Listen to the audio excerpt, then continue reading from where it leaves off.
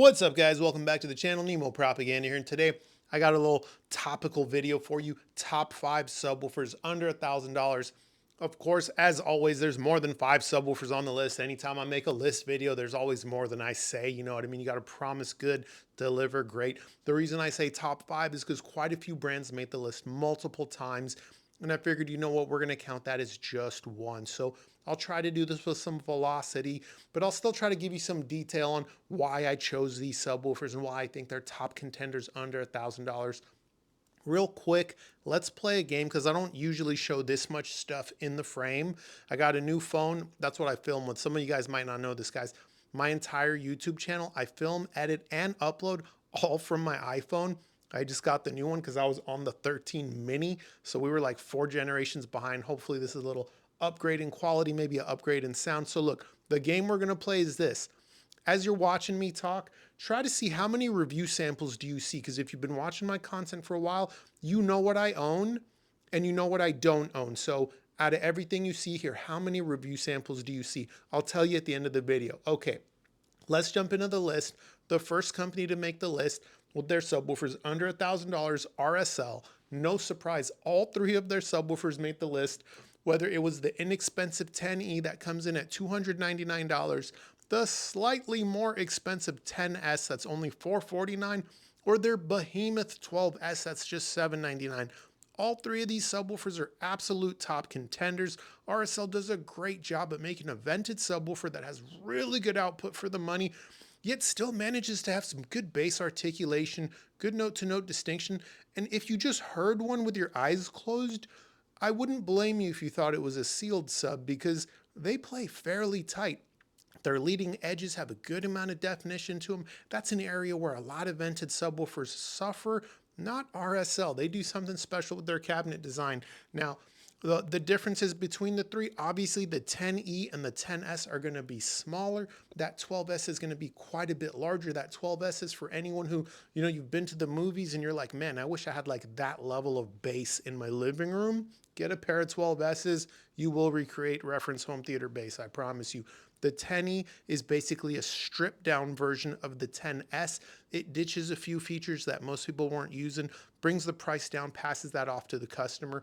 I've done dedicated reviews for all these subwoofers, guys, so feel free to check those out if you want more information. Let's see what's next on the list. Shifting gears, Rel made the list quite a few times with their T5X at $699, their 1003 Mark II also at $699, 2 subwoofers at the same price from the same brand. We're going to talk about that in a second. Or their HT1205 Mark II that comes in at $899. I chose Rel because Rel makes subwoofers that are beautiful, generally fairly compact, good output for the size, and exceptionally good transient response. That's what Rel is known for. If you are picky with how quick your sub handles its transients, or the way it handles its delicate passages, or the handoff between your speakers and your subwoofer, you're going to love one of these 3 options. The T5X and the 1003 Mark II. What's the difference? They're the same price. Well, the T5X is going to be an 8-inch down firing, about 125 watts RMS, $699. The 1003 Mark II is a front firing 10-inch with 300 watts RMS. Why would you buy one or the other? Well, if you want maximum fidelity, handling of delicate passages and all those, you know, nice SQ characteristics, and you don't need a ton of extension, you're probably going to be happy with that T5X. You know, it's an 8-inch. It's not going to extend much below 30 hertz. No surprise there. But if you're like, hey, whoa, listen, I need to get below 30 hertz. That's really important to me. You know, I still want good transients. Maybe I don't need the, you know, absolute best top tier. I still want it to be really good. 1003 Mark II. Go for that one instead. That's a fantastic sub.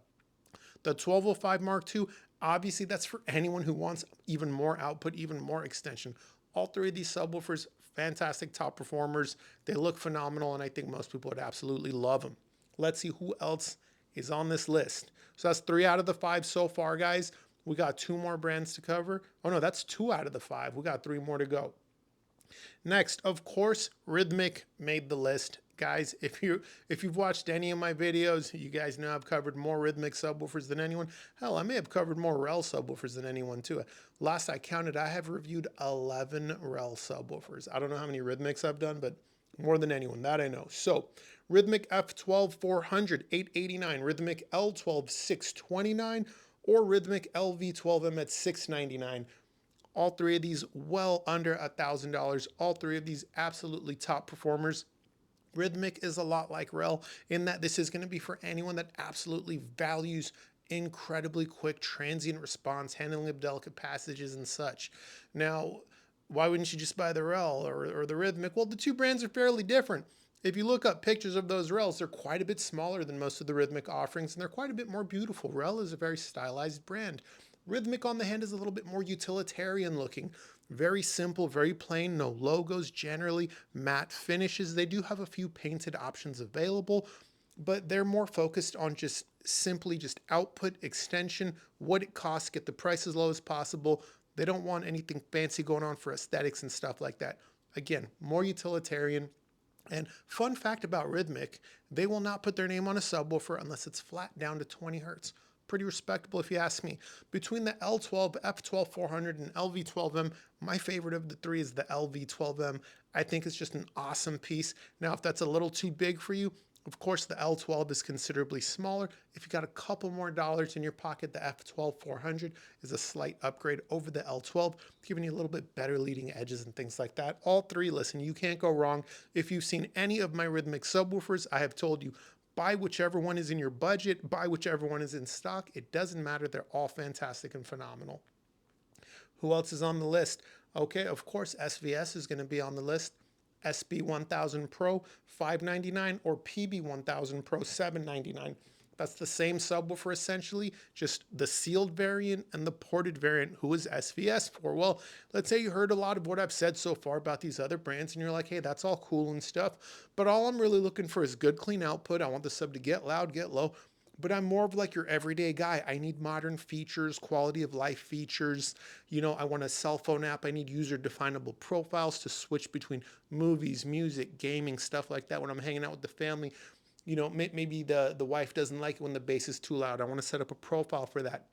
When I'm with the guys, I want to set up a profile for that, stuff like that. SVS gives you a lot of options to set up your subwoofer. So if you're a modern day techie and you're just into that kind of stuff, you're going to see a lot of value in SVS. You're going to like their subwoofers a lot. Also, everyone knows they got that rock solid customer service. Honestly, though, all three of these brands do for the most part.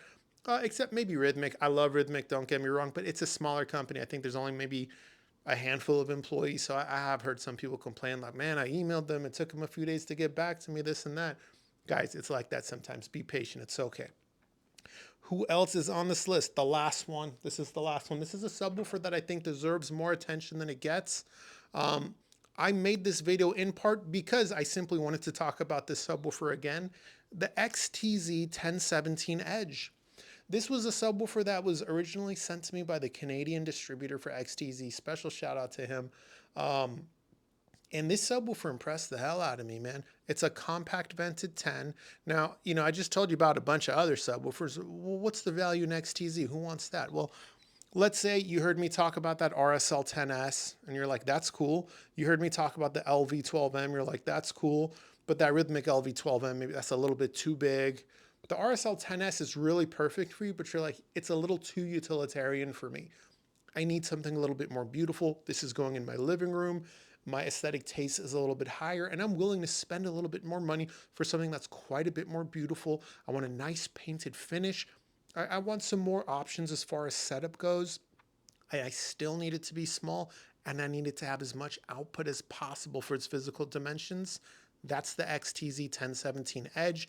It's a fantastic subwoofer. Matter of fact, one of my buddies, he owns one in a fairly large, modern, open concept home. One of those homes where you got like the living room and sitting area, and then behind it, it opens up to the kitchen. You got a lot of space to pressurize, 10-foot ceilings. It's a big open concept home, and that single 1017 Edge absolutely gets the job done for him. And his wife, you guessed it, she's a little bit picky with that subwoofer being in the living room. She's not a fan of that, so one of his requirements was for me to find him a subwoofer that would satisfy his taste for bass, but be as beautiful as possible, not draw too much attention. So he's got that XTZ 1017 Edge shoved in a corner, the grill's on it. He's got some flowers around it because it's got that nice piano black paint. If his wife notices it, it's not a big deal. And look, it is what it is. That's how it is sometimes. You guys know a lot of people have that traditional marriage arrangement where, hey, the garage, the man can do whatever he wants with the garage. The living room belongs to the wife. And you know, you need permission if you're going to start adjusting things too much, or, you know, putting stuff in the room that might not be up to her aesthetic taste. So that's why we call it wife acceptance factor, right? So that's the video, guys. Friendly reminder, this YouTube channel does have a free Discord. Hop in, their link is in all my videos. You could also ask ask questions in the YouTube comments section. Now, if you're going to use the YouTube comments section and reference something I said in the video, leave a timestamp, especially if it's been a while. If you're watching this video a year or two after it's been made, guys, I don't remember what I said. Leave a timestamp if I said something and you have a question about it. What else? If you got a question about your room size and which subwoofer you should get, tell me your room size so I know. Don't just ask me, should I get this or that? I don't know, without knowing if you're into music or movies or what your goals are, or what your budget is. It's really hard to help you. So help me help you. Now, the game, remember the game we were playing? How many review samples do I have here? So I'm covering two of them, okay? So I'm going to shout them out.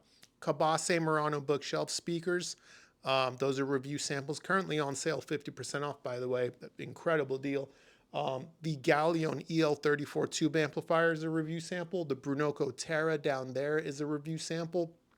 The one that I'm hiding behind me is the Wilsonton R300B Plus tube amplifier. Live Harmony DAC down here is another review sample. Another one I'm hiding is the Rhythmic F18 right here. It's what the Wilsonton R300B is sitting on. Big behemoth, fantastic 18-inch subwoofer.